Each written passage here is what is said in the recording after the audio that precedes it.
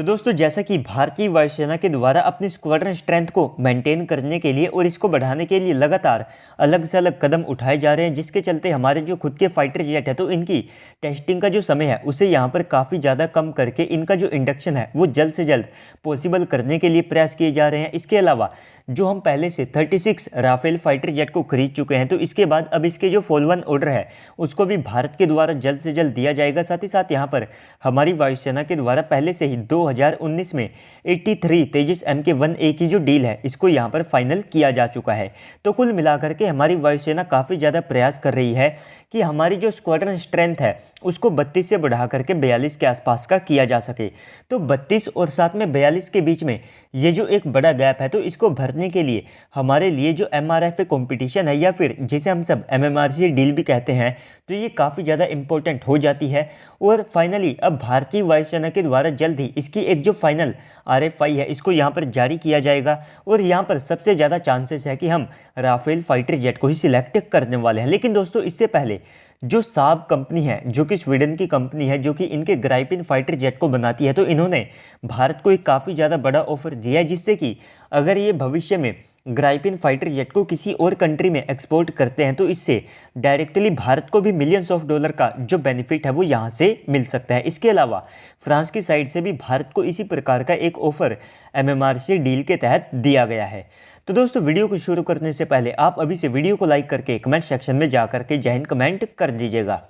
तो दोस्तों स्वीडन की साब कंपनी ने भारत को ये ऑफर दिया है कि अगर भारत यहाँ पर MMRC डील के तहत 114 ग्राइपिन फाइटर जेट को सिलेक्ट करके ऑर्डर को देता है तो इसके बाद में इस फाइटर जेट की जो पूरी टेक्नोलॉजी है वो भारत के साथ में शेयर की जाएगी। इसके अलावा यहाँ पर ये हमको इस प्रकार की फ्लेक्सिबिलिटी इस फाइटर जेट के साथ में देंगे कि अगर हम चाहे तो बिना इनकी परमिशन और साथ में बिना इनकी किसी भी मदद के अपने इन ग्राइपिन फाइटर जेट के अंदर हमारे जो खुद के वेपन्स है इनका इंटीग्रेशन कर पाएंगे, जिसमें हम चाहे तो इसके अंदर जो ब्रह्मोस NG मिसाइल है उसको भी लगा सकते हैं, साथ ही साथ हमारी जो अस्त्र सीरीज की मिसाइलें हैं उनको भी लगा सकते हैं। और अगर हमारी नेक्स्ट जनरेशन की एंटी रेडिएशन मिसाइल का इंटीग्रेशन इस फाइटर जेट के साथ में पॉसिबल हो पाता है तो उसका भी इंटीग्रेशन यहाँ से किया जा सकता होगा। तो इस प्रकार का एक जो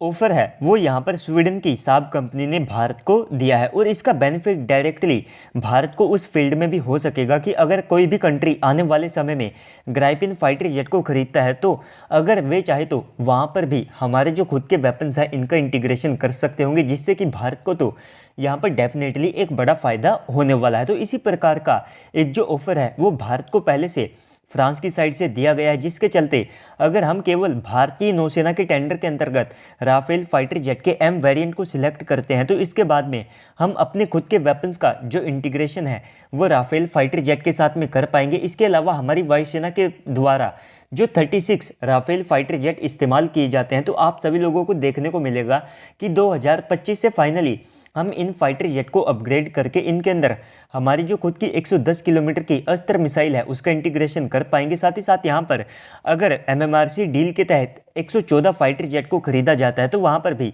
हमारे खुद के वेपन्स का जो इंटीग्रेशन है वो पॉसिबल किया जाएगा, जिसके चलते हमको राफेल फाइटर जेट के लिए विदेशी हथियारों के ऊपर ज़्यादा पैसे खर्च नहीं करने पड़ेंगे। इसके अलावा फ्रांस यहाँ पर भी इस बात को लेकर के सहमत हो चुका है कि अगर कोई और कंट्री राफेल फाइटर जेट को खरीद करके उसे ऑपरेट करता है तो वो चाहे तो भारत के जो हथियार है इनको भी इस्तेमाल कर पाएंगे, जिससे कि दोनों कंट्रीज़ के लिए यहाँ पर काफ़ी ज़्यादा फायदे होंगे। जो फ्रांस के राफेल फाइटर जेट है ये यहाँ पर बिक सकते होंगे, क्योंकि यहाँ पर सबसे पहले अगर भारत के द्वारा 114 और राफेल फाइटर जेट यहाँ पर खरीदे जाते हैं तो इससे अपने आप ही राफेल फाइटर जेट की पूरी दुनिया के अंदर काफ़ी ज़्यादा बड़ी मार्केटिंग होगी। साथ ही साथ यहाँ पर अगर भारत 114 राफेल फाइटर जेट को खरीदता है तो इसके बाद इनकी जो असेंबली लाइन है तो उसको भारत के अंदर शिफ्ट किया जाएगा और इससे फ्रांस का जो बोझ है वो भी कम हो सकता होगा, जिससे कि ये अपने देश में राफेल फाइटर जेट को बना करके तो एक्सपोर्ट करेंगे, लेकिन भारत के अंदर जो असेंबली लाइन है वहाँ से भी इन राफेल फाइटर जेट को एक्सपोर्ट किया जा सकता होगा।